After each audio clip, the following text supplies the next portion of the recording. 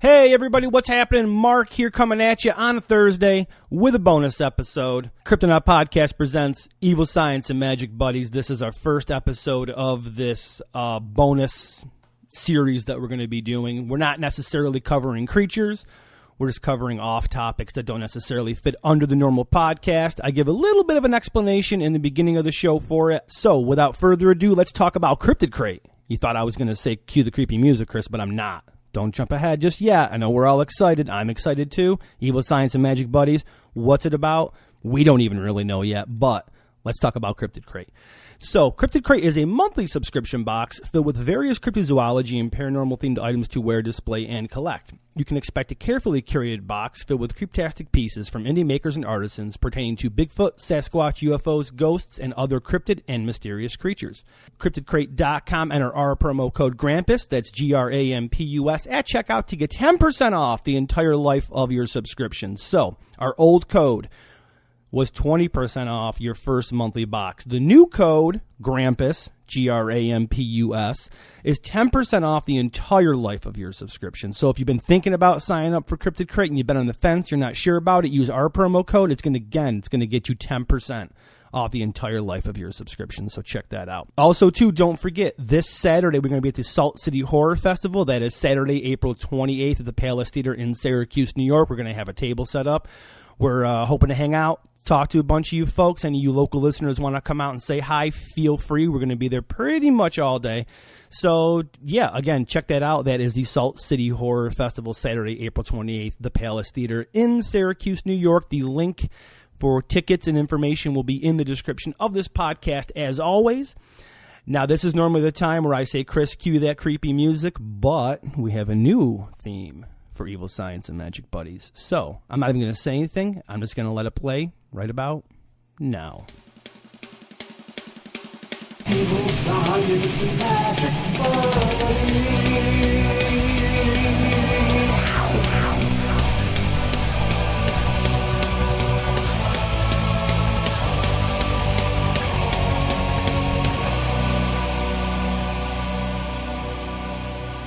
Hello and welcome to the Cryptonaut Podcast presents Evil Science and Magic Buddies. I'm Mark Storrs, and with me, as always, is... I am the Chris. And... I clearly I'm the Rob. Welcome to the show within the show. Welcome to the conspiracy of the conspiracy, the show for the people, the Cryptonaut Roundtable.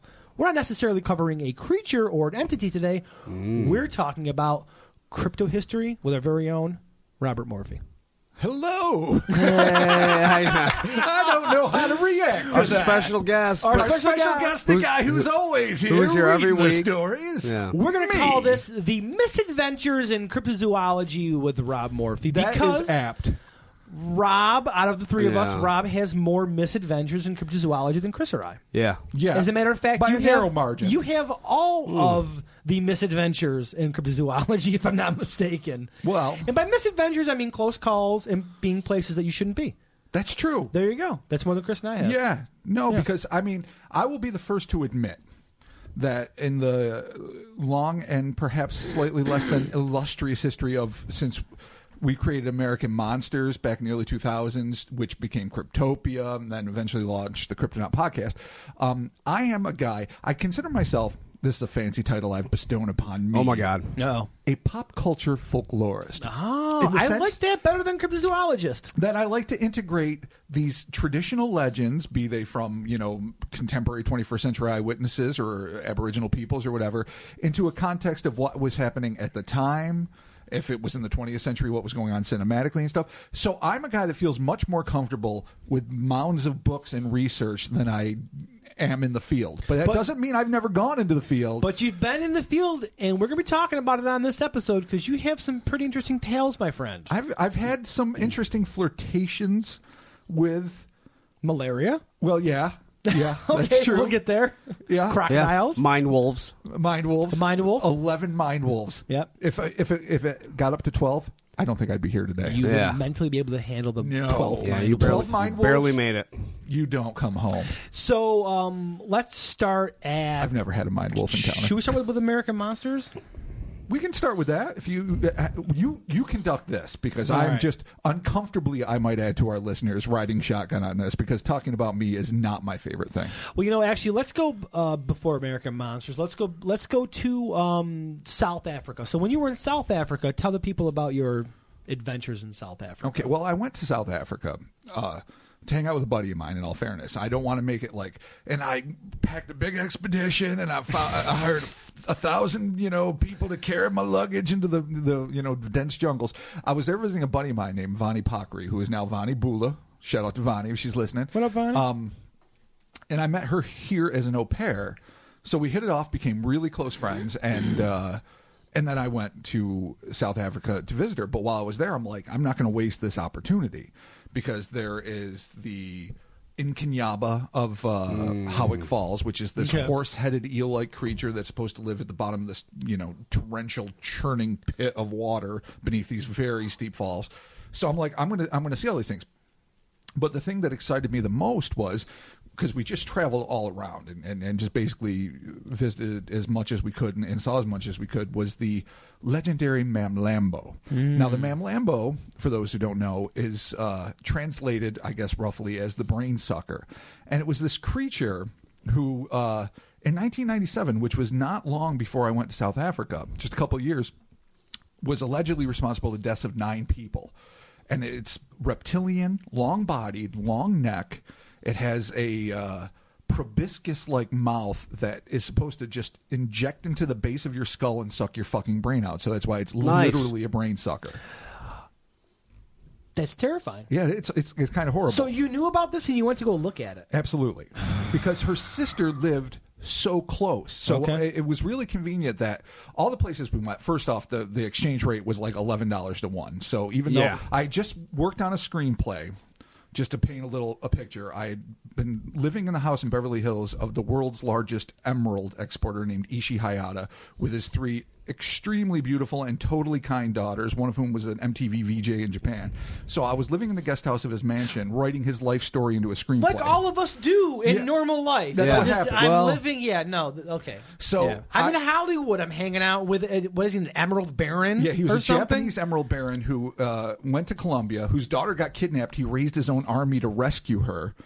Like in a You're just bringing up more questions to these stories. Yeah. So this has nothing to do with South Africa except for one thing. But you wrote a screenplay. I wrote a screenplay for the guy, which eventually got made, I think, as Emerald Cowboy, and there was weird debates about the credits. But that's a whole other story there. I got paid for that. So I've always been a fairly destitute artist living hand to mouth with a stock in ramen. So so when I made that money, I was like, oh shit. You had go that dirty Hollywood I had money. Some dirty Hollywood money. I'm going to go see a fucking I'm brain see my sucker. buddy in South Africa and check out some brain suckers and giant eels. So I had a little bit of money. And the exchange rate was good, so I knew I could stay pretty much wherever I wanted. So I'm like, yeah, this is the agenda. I want to meet your family, and I want to do all these other things. I went to the Cricket World Series, literally right off the plane, where there's camera shots of me sleeping in the stands, because when you just got done flying for 27 hours... Cricket's not the thing that's going to keep you awake. So no, because a game lasts like a week. Oh my God, it's horrible. Isn't that cricket? I can't even understand what was going. They were her family was being so nice, trying to explain the wiggity spliggets and whatever else, and I'm like, don't, just. I can't do this. Is someone going to Superman punch the dickhead in the hat over there? Because if he doesn't, I'm not going to watch this. Yeah. So you were at the Cricket World Series, and you fell asleep, and you were like all over the news. Oh, I don't know if I was all over the news, but it was shown that all over. It was that like asshole goes to the World Series to sleep. Here's the cricket asshole who sleeps the entire time. But in all fairness, it was a really long flight, and I didn't sleep on it. Okay. So all right. All that aside, we're there, and I'm like, so we do all these things, but I also need to see these places. And by a very lucky coincidence, one of Vani's sisters lived very close to, and I've always had a terrible time saying this, but I'm going to try it right now, the Misadventures River. Okay. I don't think I'm doing it 100% right, but I knew that was the river. Now, I wasn't necessarily in the exact same region where the 9 corpses showed up and they sent a government investigation and this like 50-foot-long crocodilian long-necked brain sucker lived, but I had to check it out. So while she was doing family function stuff, I thought, I'm just going to, it's like literally 2 miles away. I'm going to walk to this river and just check out the scene. So I did. and I'm getting pretty close, and I'm looking at it, and I'm kind of wary that's crocodiles because it's a crocodile infested area, and second to hippos, they're the ones that have the biggest body count. When I hear a crunch of the gravel, because it was a dirt road, just a bunch of, it was a very rural area, and a car stopped, and then a guy unrolled the window, and it was this older Indian couple, which obviously plenty of Indians live in South Africa. My friend Bonnie is an Indian. In fact, she's like, oh no, my friend, I'm not going to try to do the exit. No, you can't go by there. And I'm like, oh no, I'm just checking it out. I'm all right. He goes, no, it eats brains. You can't be here. And I'm like, did it happen nearby? He goes, all up and down the river. All up and down the river. Not even in a single spot. Yeah. Brains Everywhere. Brains Everywhere. are getting sucked for miles. I know, fucking gators are rolling corpses. We know what's happening. Dude, that's the deal, We know the deal with the rivers. So he was so adamant. He got out of the car. His wife is concerned for him. She's like, no, saying his name, don't. And he's like, and he comes out, he takes my arm, and he's starting to pull me. I'm like, now, first off, I'm an idiot white guy. Now you're getting kidnapped by a river in in South Africa, so I'm not, I don't know. I don't have my druthers. But he was so concerned for me that I just didn't have the heart not to leave. So I'm like, all right. Because this guy was 100% sure that if I stayed there for another 4.5 seconds, my brain was as good as fucking crazy straw. It was sucked. Yeah, that brain was done. So I got into their very nice car, and he admonished me the whole way back. He drove me back to the place where I was staying. He's like, you must never ever do this again. You must promise me you will never. So concerned for my welfare. It was so endearing. I don't know if I was really in mortal danger. It looked pleasant. Dude. Maybe the grand fates conspired. I mean, maybe a crocodile would have flown up out of the water, and it would have been all she wrote for me. I don't know. Oh, and then nothing happens, and we're all never doing and then this. Nothing. I know. Then we're not, sorrow. as tight as we are. Nothing. Sorrow. But yeah. So it was so sweet that they rescued me.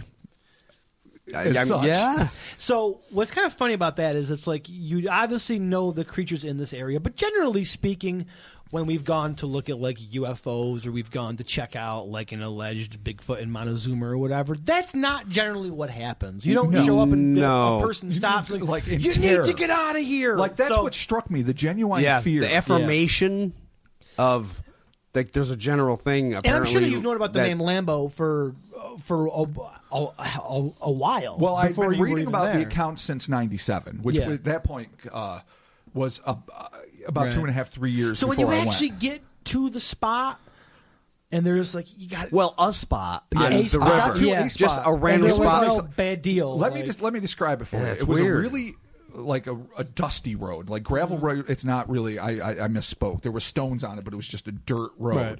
One side it had fields. I don't know if it was sugarcane or what. The other side was pretty thick vegetation, probably going about 20 feet down to the river. Mm-hmm. The river, fairly wide, very dirty, like very muddy, of course, opaque, like freshwater rivers are wont to be. The other side, more jungle. I don't know what was beyond that. Right. I would say where I was at the river, maybe 30 feet, 35 feet. I'm not a super good judge of this. So I was walking through the foliage, and I'd gotten down to the side, and I was making my way through this area, and it was pretty dense. Mm-hmm. As you'd expect African foliage to be. I mean, it was crazy. So I was in a little bit of a clearing, and I was starting to make my way back to the road to go down to a further spot. That's when this couple pulled over and saw me. Oh, okay, because they probably wouldn't have seen me if I was through the wooded area. Yeah. And it was honestly his sheer panic, like the look of panic in his eye. I was like, I can't deny this. Did you tell them that you were there to check it out for that reason? I did, and I asked them if they knew anything about it, and they said they know all about it. So I asked them to tell me about it because, like, people die, people get eaten. You were in the wrong place. So we'll eventually do a full proper Cryptonaut episode on the Man Lambo. On the Man Lambo, yeah.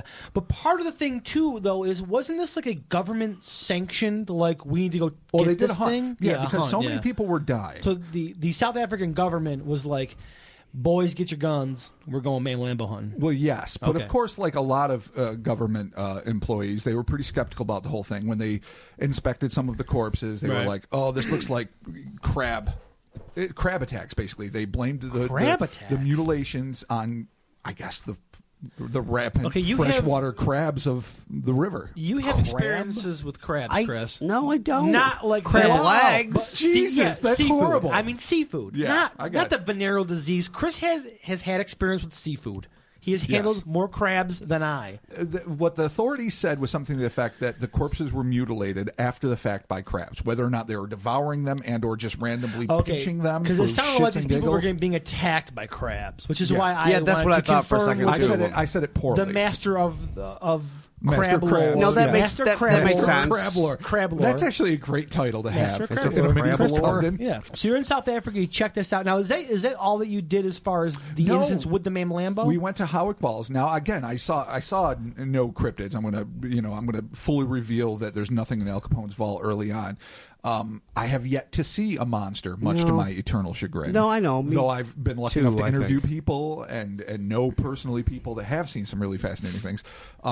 But went to Howick Falls to and it's like a spiritual. It's like a sky dragon that brings storms. But other cryptozoologists think it's actually a large, maybe subspecies of eel that grew to like super size because it didn't have any predation and it had nothing but things to eat. So this is South Africa, location 2 in Rob Morphy's Misadventures. yeah, in well, Zoology. but there's no misadventure there so much. It was me going, You were there. seeing You a just went, beautiful yeah. waterfall, Okay. seeing nothing anomalous in the water, enjoying a know. pleasant day and a picnic. Okay. Yes. All right. That's a very nice. misadventure. Yeah, I That's can a misadventure. stand to Yeah. have. Yeah. There you go. I'll take that misadventure. So we're going to jump from South Africa, and now we're going to move on to Louisiana because this is around the time that we started to develop American Monsters. Yes. So what So was... after I got back, I had the idea. I drew this logo on a napkin, which was the Bigfoot head, which sort of looked like the Prudential Cliffs, but a Bigfoot head in a circle. Yep.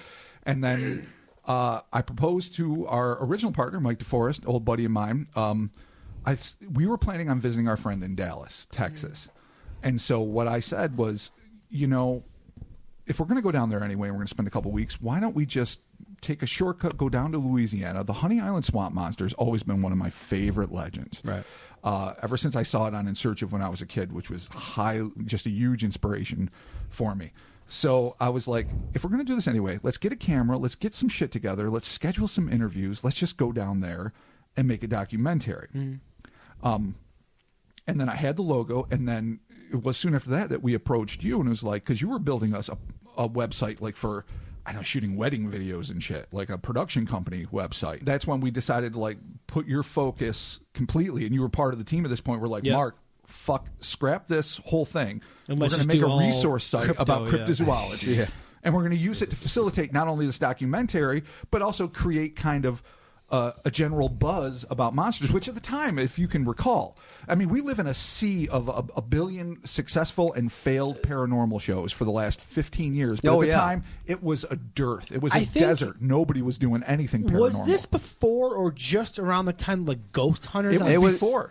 It was. It was. It was we shot before- this it was before, documentary Ghost Hunters on Sci-Fi. in Louisiana and Mississippi about the Honey Island Swamp Monster and built American Monsters and actually had a deal, which I'm jumping ahead a little bit. Oh, we'll get there. Hollywood, here we come. With Viacom before Ghost Hunters was ever released. In fact, when Ghost Hunters got released, I remember thinking to myself, oh, fuck. Yeah. They beat us to the paranormal punch. Not realizing, not that I was jealous of them at all. They were doing their own thing. We were going to do our own thing, which obviously did not come to fruition. But I was like, oh, there's one out there. Oh, it sucks. I didn't even begin to imagine the deluge of paranormal TV and this that is was well about to before follow. like Monster Quest and obviously Monsters and Mysteries in America, which you would absolutely. later go on to contribute to. So we're getting American Monsters prepared, and this is around the time that you're going to Louisiana with That's Mike. when we decided let's take a 5 or 6 days off, a week off our vacation basically, and we'll visit our friend for a week. And then for a week, we'll actually make this So documentary. you and Mike head down to Louisiana to go check out the Honey Island Swamp Monster. We had some crazy Tell us about your moments adventures. there. I would say one of the most interesting was when we were shooting swamp and bayou footage late at night. We hired a boat out. It was a big pontoon boat. Now, again, this isn't paranormal. This is just personal terror. And we're cruising around. I'm getting night footage. We have a big electric torch, and that's it. So Mike keeps using the torch to aim out, and I'm doing the cinematography, and the captain keeps hitting these fucking logs, and they are big hits, and the boat is like jumping. Is it footage in the? Some of it, not maybe in the pre-pilot. It's hard telling. I'm pretty sure shot I've seen it. I'm almost positive I've seen it. Fucking 50 hours of footage, and who knows what ended up in that 16 minutes. But so we're shooting the swamp at night. And then finally we're like, is everything okay? He's like, oh, I can't see where I'm going. You know, when you guys are aiming the light at other things. Now this light was the light we brought with us. It doesn't usually night drive through the fucking swamps. That's the deal. Hey man, we're going to put a priority on you not fucking capsizing. Yeah. Because it was nothing. There was like jagged stumps and nightmares. It was just like the most Jesus Christ bayou-iest bayou ever. Yeah. You went to the real bayou. Yeah. So real quick before we get any more into the story, just tell people real quick about the Honey Island Swamp Monster. Oh, that's true. The Honey Island Swamp Monster is fascinating. Like a lot of southern Bigfoot stories, it doesn't involve a traditional like 7 to 8 foot tall plain old hairy hominid or hominoid perhaps. It is usually closer to 6 feet, 6.5 feet tall. Greenish hair sometimes gray hair, often gray hair. But what it's known for is these unique 3-toed claws, which a lot of southern Bigfoot have. Not the skunk ape, right? Though I guess maybe sometimes, but not often. But the bayou and in Texas and a lot of the southern states, it's 3-foot tracks they find, really anomalous ones that look almost more like an alligator than a primate. Right. So when I saw the episode back when I was a kid of Honey Island Swamp Monster, it just terrified and fascinated me. I don't know what it was about this thing, but it was one of the ones that was a main inspiration for me. So when I knew we were going to be anywhere near down there, Dallas isn't particularly close to the Pearl River and those areas, but close enough, I was like, shit, we got to do this. So further on this bayou trek, I'm leaning out the side of the boat, kind of like an idiot at night, trying to get these like skimming past the trees kind of thing. All of a sudden, I see these big fucking dinosaur scales, and we're riding up next to a 13-foot gator. At that same moment, the pontoon boat on the other side hits a stump. We tilt completely. My elbow ends up in the water right next to this fucking prehistoric beast. I had the forethought to chuck the camera to our buddy Mike, who caught it, thankfully. Dude, save the footage, and man. all I was doing is looking at this really craggy-ass stump going, I wonder if I can make it. At the last second, as I am next, like inches away from this gator, it flips back up. I go ass over tea kettle into the air, land thankfully in the middle of the pontoon boat, and everyone is safe. Wow. It's a misadventure in cryptozoology that doesn't involve a cryptid, but it was like the fuck. What is the name of the city, the Honey Island Swamp, that you guys were at?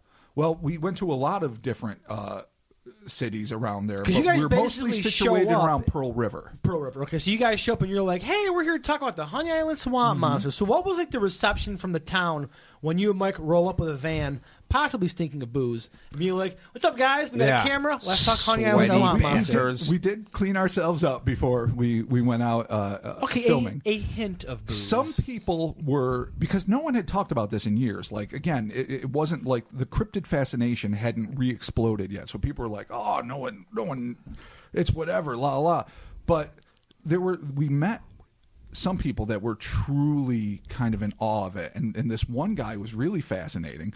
He told us a story about how he had gone hunting in the woods with his nephew and left some skinned rabbits up that they had just recently killed, and that he saw this thing come out and just rip them off the line and just start eating them like chicken McNuggets right in front of him. And on the way back, which sort of would make some people think maybe it's a little sketchy, he said he saw sort of a prehistoric hippo actually in the river that they had to avoid. It was pink. It was well, maybe 4-legged, but it looked like a quadruped. It had weird bony structures, much like the megafauna of yesteryear, and it submerged when he got close to it. But he swears that was just as real as the other thing. It was really compelling and fascinating and horrifying, and he drew a sketch of it for us. And that guy is very intriguing. He also sent us some bones that were fossilized. It doesn't go anywhere too interesting because we brought them to SU and found out they were essentially rocks. which is what fossils are. Well, yeah. So he might have misinterpreted that discovery. Yeah. He sent In all you fairness. bones that you sent to fucking Syracuse University, Yeah. which is a prestigious college. It sure is. And they're like, thank you, sir, but These are rocks. These rocks. Thank you for your interest in our school. That poor guy Uh, mailed us these giant rocks. Yeah. It could not have been cheap. he fucking sent you them. Dude, I remember I was Yeah, so yeah. excited when we got these fucking fossils in the Because you're mail. like, holy shit. Yeah. Rob called me. He's like, dude, we got the fossils from this guy. They're here at my house. And like, whatever. They were like in a priority mailbox or Yeah. whatever. And you go look at them, and they were cool fossils. You're like, oh, yeah, no, this is kind of cool. And then they just kind of disappeared. And I remember asking you, like, so whatever happened with like those? And you're like, yeah, they're rocks. I don't know where they are. Yeah. you just lost. I didn't. Yeah, I lost them. I essentially lost them. You just- You know, when you move, you think you've got all the things you need. and then you left behind the prehistoric bones of a demon. or the prehistoric stones Rocks. of a waste of time. You That fucking might be Yeah, it. but I mean, what was there shit imprinted in the rocks? No. No, Okay, because that's I remember really- seeing They were some. rocks of a unique shape. No, but That's where I thought they do might Okay, remember because seeing it'd be like, fossil. I imagine a rock with the imprint. there was a smooth face on thing. it though. That was I'm supposed one to of be them. yeah. It I'm was one of supposed to them. be some sort of there was fossil. like 3 pieces. Maybe the biggest one measured about 7 inches in length and about 4 inches wide. The other 2 were smaller.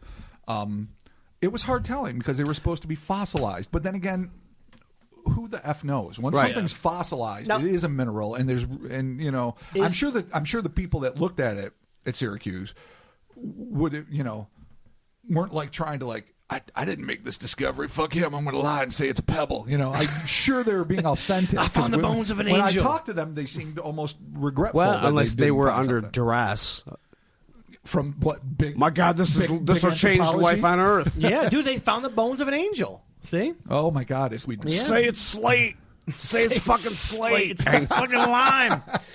Yeah, it so sucks. as you guys, Misadventures. Yeah, that blows. Yeah. okay, another misadventure here. Tell us about the Nephilim mating with the Well, that's- the humans. that's just Didn't a- somebody down there tell you about A this? though? state trooper. Okay, this is a story. It was I a wanted wonderful to hear, yes. lifesaver. Now, after we finished shooting the documentary, my buddy Mike and I, we went to Bourbon Street because, of course, you have to celebrate proper when you accomplish Yeah. something. That's a great place. And again, smell like booze. Oh yeah, and we you know partook a little bit of the libations, if you Adult will. beverages, Yep. a couple of pops. There were some crazy adventures that I will not be relating on Okay, this podcast. that's fine. And then we end up waking up in the bottom of a parking garage in the back of this van that we were sleeping / traveling in. Sweaty, smelling like old motor oil and regret. Just broken men. So we have to get the fuck out of New Orleans and go to our buddy's house finally in Dallas. As we're driving, we make a wrong turn. So Mike was driving, and we're in this big galooty van full of camera equipment and sleeping bags, and it's just full of man stink, and we're just horrible things going on. Skulls and regret. Yep. And so he decided to U-turn when we made the wrong thing instead of do a decent 3-point turn like any human being would do. He's like whips it around. So we end up sliding down an embankment, my side, of course, passenger side, 4 feet from a fucking swamp. The tires were about 1.5 feet away by the time we were done sliding. Gators maybe 10 feet away, not as big as that other one, but all over. I'm leaning. I'm like, dude, do not get out of this fucking car. I'm fucking bigger than you, and this car will gonna fucking slide, capsize. yeah. So we had to fucking both jump, scooch over. And the car did not flip, thank God. All right, good. So we can't Good. get it out.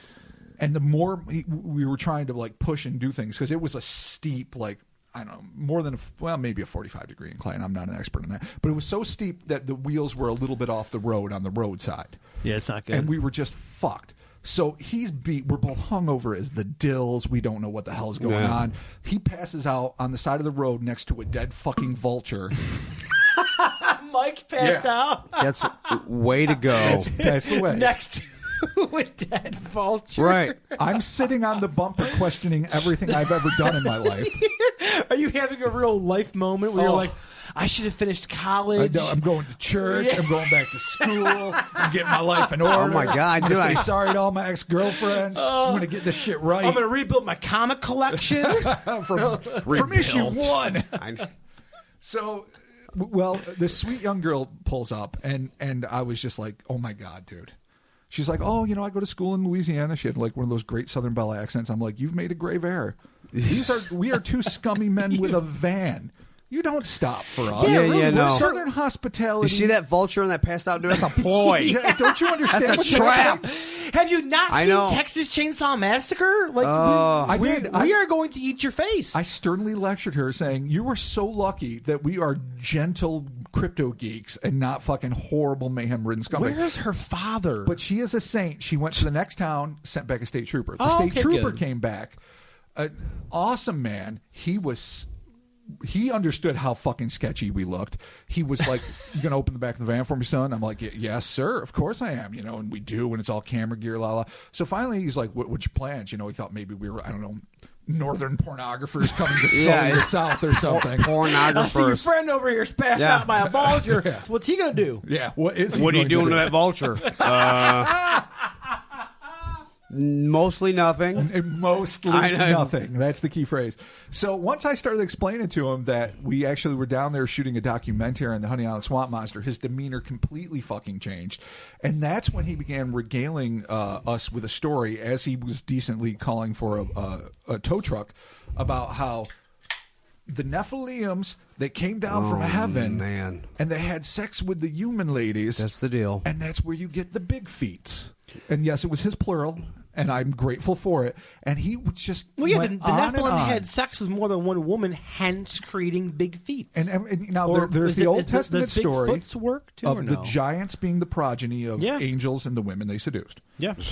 That just makes sense. Yeah, of course. It's called science. And they actually seem like cool, provable. like three-headed looking, like these angels were like these three-headed looking monstrosities. Oh, no, or you're thinking something. about no, Ezekiel and the wheel. Yeah, okay, yes, I'm thinking about, all right.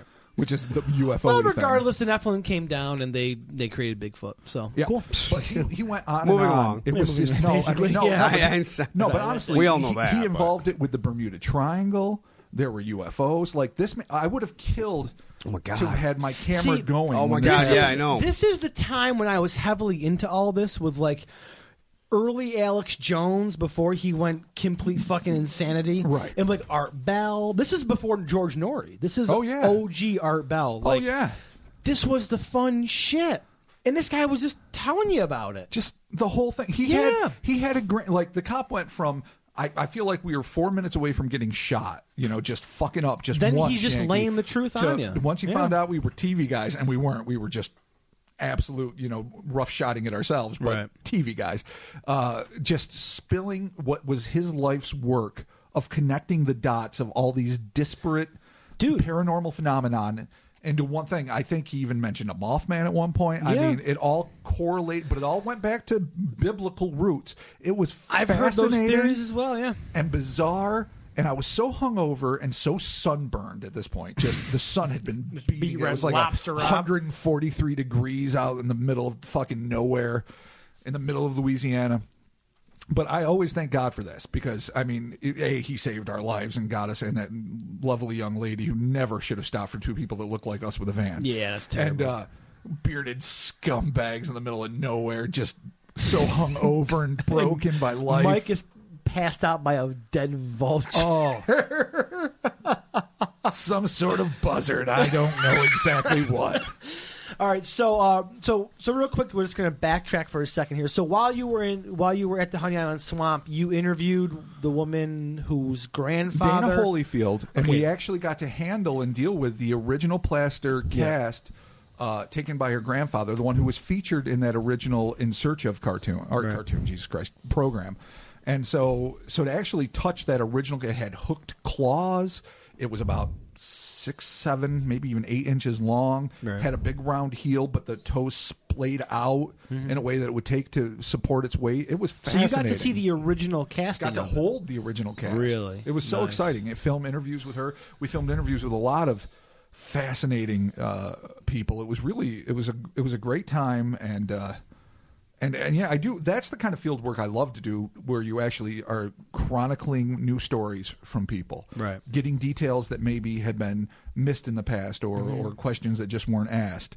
After you guys were down there filming in Louisiana, Yeah. and then you come back up, we're developing the website. We eventually end up getting a deal with Viacom to produce this American Monsters. To produce a television show to be aired on MTV specifically, called American Monsters, of which originally Mike and I were going to be the hosts, and they were going to plug in some young beauty to sort of mitigate how hard we are on the eyes. So Which who could blame them? It's basically like you and Mike and Daisy Fuentes. Basically. No, Could you imagine? Daisy Fuentes. Or like fucking Jenny McCarthy, pre-anti-vaxxer Jenny McCarthy. Pre-crazy. Hey guys! Yep. Look Us at and Carmen Bigfoot. Electra fucking going out into the wild. Oh, And so- pre-Dave Navarro, Carmen Electra. when she was still fresh as a daisy. But Daisy Fuentes, goddamn. All right, sorry. And she was a beauty. I still Probably love still her. is. But, She's amazing. but the point is this: we got the contracts, which was great. I remember when it happened. You It was called me. so You're like, exciting. We're signed to Viacom, Yeah. MTV. Was it Sci-Fi at one point too? No, that was later. No, Okay, sorry. the deal with Sci-Fi came and went later. Right. But this was our first brush with TV. And then we have. That's when Gabe Torres came around, and Yep. we started. He's a great filmmaker and who actually, in the discovered American Monsters as a website, and then us, and then contacted us, and he's the one that facilitated all of this. He was So like, in let's do this. the description of this podcast, we'll leave a link to the pilot episode that was developed so that people can check that out. And that was shot on a Handycam using some of the original footage Mike and I filmed in Louisiana, and we talked about this on previous pods. yeah. And then stuff we shot locally. I played the The Honey Bigfoot, Island Swamp yep, the Honey Monster Island in my Swamp long Monster. chainy outfit, which we talked about. So we have this pilot. It's getting shopped around at the same time, coincidentally enough. I think we're on the same time. Derek Hayes from the Monsters Among Us podcast is working in Hollywood in the biz and is pitching the idea of American Monsters. A television program of his own design. Yeah. Parallel thinking around the same time. Kind of interesting. We talk about that on the Patreon episode that I did, which is kind of funny. Yeah, so, that is funny. So it just seems It's a like catchy title. It seems like the time was yeah. right for a crypto show. It seems obvious absolutely. now. You're like, American Monsters. yeah, Clearly, yeah. it It totally makes sense. what should be happening. And there is actually I on wish I trademarked Amazon. it. I know. Amazon does have a series called America's Monsters. Oh, there's other series called American Monsters. It's about criminals. There's a book called American Monsters. Yeah, written by Linda Godfrey, who she did also the Barry wrote a book Wolf stuff. called Monsters Among Us, Yeah. which is the name of Derek's podcast. So Oh, It's a it's a convoluted horrible little world. circle. yeah, it's a we all technically should just be living collective. on a commune. Yeah, I know, the yeah, crypto why not? commune. I I can know. raise carrots. That's fine. I don't want carrots. We're gonna fucking eat them. I love All carrots. I'll eat Cute. carrots. I need to see. All right, fine. So we end up beta carotene. This pilot is developed. It goes out, and Yeah. it basically the long and short of it is that it gets stuck in development hell. It does, but this is more of a part of it, and this is something I'm actually a little bit proud of. It was sabotaged by myself and Mike in the decision-making process, because what MTV kept coming to us with, this is great. They spent $110,000. The first episode was going to be the Lizardman of Scape or Swamp, which is in, I believe, North or South Carolina. and It's in we one of the have Carolinas. your art for that we will Yes. post. Up I as well, designed yeah. the suit. Yeah. And Tony, I think it was Tony Gardner. I think who worked on Return of the Living Dead and other things. But some big name special effects artists were put on it. They built the suit. To this day, I've never seen it. Oh, man. Nor have I seen the McKay that they built. They did like the clay model based on my I've only drawing. sent it. I actually requested in it was part of the official contract. I'm like, I would really love to have the clay maquette or whatever. I don't know if I say the word right, based on my drawing of the Lizardman, because that would be awesome. But they designed the suit. They spent, like I say, $110,000 on it, which is just it's piddling by Hollywood standards. For me, it's a monumental sum. Well, Jesus, yeah. And then they started saying things like, we're going to add a girl. All right, fine. That's great. Get Daisy the feminine Fuentes, perspective. yeah. Daisy Fuentes. Maybe Kennedy. So it's like, you seem pretty funny, Rob. I'm like, I'm no Chris, but I'm all right. Yeah, I'll do. Well, you didn't say that. No, I didn't. no. but I Let's just- be honest. But let's be honest. No one is Chris. No, I know. but I agree. Chris. I'm completely. me. Chris is You're uniquely you. Chris. That's all I But can I say. said, I can be funny. He's like, you like Jack Black, don't you? This is where the story takes the turn. I'm like, yeah, sure. Now this is Jack Black, like Tenacious D just started, so he really wasn't in anything. No, at the Tenacious D time. was earlier because I saw Tenacious D back So in the late 90s in L.A. when I had never heard of Jack What Black. was Jack Black in, though, that they wanted to bring him in? No idea, but apparently by because we're talking about 2004-ish now. Okay, yeah. So whatever he was in at that point, he made some mark, or maybe he was just getting big in L.A. But I saw him back in the late 90s in L.A. at a club before I ever even knew who he was, and it was brilliant. They were trying to turn this show about cryptozoology. So here's what they're like. It's like, so you don't, you'll pick on like hog jowls and stuff, and I'm like, well, if I have to eat hog jowls, I'll be reticent. Wait, you'll do what? Pick on hog jowls is how the introduction from the guy. Now, bear in mind, the MTV executive we were working with was so cool. He had a Suspiria poster behind his desk. Oh, okay, all well, right, I mean, cool. that opened it up. All right, but then yeah. the other executives came in, and I'm not going to mention names here. And they're like, but you got to have fun with the locals. I mean, they're seeing some silly stuff. And I'm like, whoa, because we're kind of want to explore these mysteries. Like, from my mind, we were coming from it from the point of view of the old school In Search Of, because there wasn't a lot of precedent, or like Arthur C. Clarke's Mysterious World. I wanted to treat this with respect. I wanted to explore these mysteries. I wanted great dramatic reenactments, which is what I pitched the whole time. Like, it'll be us looking, but when we talk to an eyewitness, we'll cut to a really well done dramatic reenactment. So they want you to like come in and like talk shit and like basically jackass. After a while, they locals, wanted us to sorta? jackass the South. Basically, they said we want to do a lot of shows in the South. There's a lot of monsters. There's Skunk Ape. There's the Lizardman. There's Honey Island again. That's just fucking mean. And so then when we said, I just don't feel comfortable doing this. That's basically what I said. In the final meeting, we actually had a final conference call meeting because we were back up at home in New York because we lived in the same house, Mike and I, and we had a final conference call. I didn't know it was the final one at this point at all. I'm like, I really just don't feel comfortable with this. I want to show respect to the field. I don't want anyone to feel belittled. They're like, yeah, no, we understand. That actually makes sense. We don't want to do anything that takes you out of your comfort zone. Even though they pitched it. And like that, Mike and I were out of the show. That was it. That was like it. that. Done. Like literally 1/3 of 1 fucking second later, we were out of the show. And so they're like, but you guys are still executive producers. You're still going to write. You're still going to be the people that, kind of pick the monsters. And so I'm like, if we're still getting paid, I don't need to be a fucking face on TV. Right. I don't give a fuck about that. So I'm like, yeah, that's fine. But then it started just getting wibbly-wobbly with fucking all sorts of bullshit and like too many hands in the pie. Then a new executive took over, as is wont to do. Yeah. And they're like, fuck all your old projects. But at that point, MTV, or Viacom specifically, had spent so much money on pre-production, scant amount, which we actually saw. Right. But into the suits and sending the pre-researchers down to the place to interview all the people and set everything up. They spent so much money. They're like, yeah, you can't have your show back until you pay us back the $250,000 or whatever it was they put into it. And of course, Mike and I looked at each other and went, ha, yeah. Sure, that's going to work out. So they couldn't use the title, but we also couldn't use the title, which was a problem when Sci-Fi came calling after the hit that was Ghost Hunters. Yep. But then that's it. So basically, the long and short of it is, like you say, it's development hell / I mean, if we wanted to have been complete whores, I think we probably could have made it happen all the way through. Well, yeah. And there have been times I will be the first to admit where I've gone, God damn it, Rob! What were you thinking? Yeah. You should have just. If you look at the show, take the dick. The one with Josh Gates. Oh yeah. Well, there's Destination Truth and then Expedition Unknown. Yeah. Destination. Nathan. Yeah. I mean, I think that's the show they wanted to make. Destination Truth.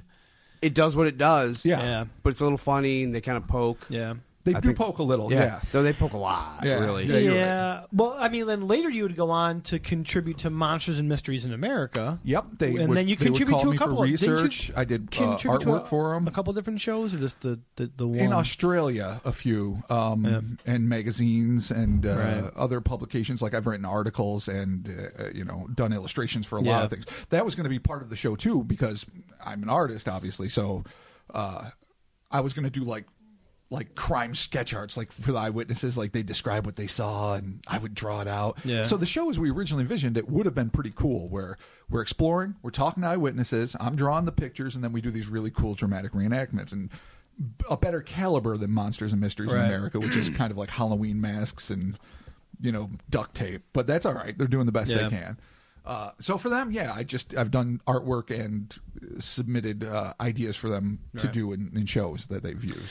You know, all's well that ends well. That's why it's Because here we are Misadventures. now with the Cryptonaut podcast, Absolutely. and we've managed to turn this this passion and this passion project, which started as your Misadventures in Cryptozoology, And into expanded into a our website, into a possible TV series, and now we're doing a podcast. And yes, you are continuing to do your art. And I have no regrets about the past. Like I have not an ounce of bitterness about the shows that didn't happen. Sure, it would have been cool to be on a TV show, even if it was a Right. short-lived one, just to say it and it would help. And you know, and I've been invited to cons and stuff, and across the globe. I mean, I've been lucky enough to have a presence, and I am very grateful. But you know, honestly, just doing the things I love to do, surrounded by the people I want to most spend time with, is exactly what I'm all about. And that's not something that you say when other things don't work. Maybe it is for some people. That's something I really mean. I'm Yeah, totally. totally Oh, happy where I am and what I'm doing. And if something cool happens around the corner, I'm all about it. I'm about evolution. But these experiences, to me, just enriching the tapestry of life, if you will. Yeah, I'm way more excited that we eventually turned all of our years worth of work into the Cryptonaut podcast. I think Absolutely. it's kind of I like love this. It's not that it's the ending point, but it's kind of like the perfect beginning point to like, well, this is what we've been working on for so many years. Let's transition to this new medium where we are our own gatekeepers and overlords. So, you know, there you have it. Thank you for joining us for Evil Science and Magic Buddies as presented by the Cryptonaut podcast. Be sure to follow us on social medias, Cryptonaut Podcast on Twitter, Instagram, Facebook. Be sure to rate and review this episode on iTunes and Apple Podcasts. It helps us out greatly. Thank you for everyone's interactions and getting a hold of us. It's great to talk to everybody. We've had a great time doing this, and talking to you soon. See ya. Yeah. Chris, roll that sweet, sweet power metal theme. Okay. 1, 2, 3, go.